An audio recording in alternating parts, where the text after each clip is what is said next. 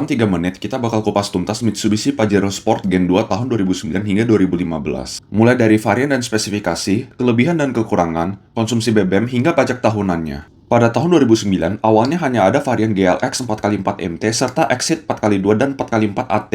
Lalu tahun 2010 disusul GLS 4x2 MT.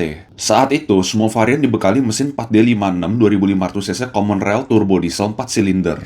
Tenaganya 136 PS dan torsi 314 Nm, dengan pilihan transmisi AT 4 percepatan dan MT 5 percepatan. Lalu tahun 2011 muncul varian Dakar 4x2 dan 4x4 dengan penambahan teknologi variabel geometri turbo atau VGT pada mesinnya. Sehingga tenaganya meningkat menjadi 178 PS dan torsi 350 Nm dengan transmisi AT 5 percepatan. Kemudian di tahun 2013, Pajero mengalami facelift ringan pada eksterior dan interior, serta hadir varian Dakar Limited dengan tambahan body kit. Terakhir di tahun 2014, tersedia mesin bensin V6 MyVac 3000cc dengan tenaga 220 PS dan torsi 280 Nm.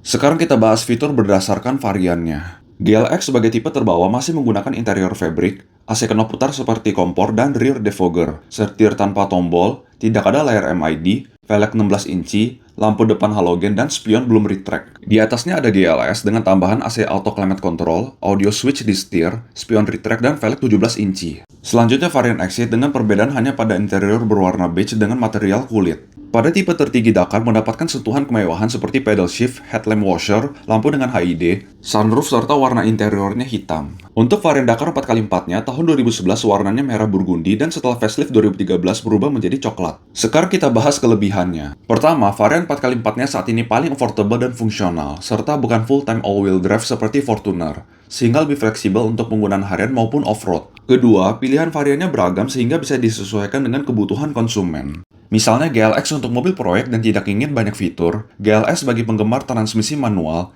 Exit untuk kenyamanan tanpa repot perawatan sunroof, hingga Dakar untuk performa dan kemewahan. Ketiga, mesin dieselnya terkenal badak. Mesin 4D56 ini sudah digunakan sejak 1988 pada L300, bahkan masih digunakan oleh tipe Exit model terbaru sehingga ketersediaan spare part masih sangat melimpah. Keempat, biaya servis dan pergantian spare part relatif terjangkau. Kelima, menjadi satu-satunya SUV leather frame yang punya sunroof dan pedal shift. Lalu untuk kekurangannya, pertama, setir masih menggunakan sistem hidrolik sehingga terasa lebih berat.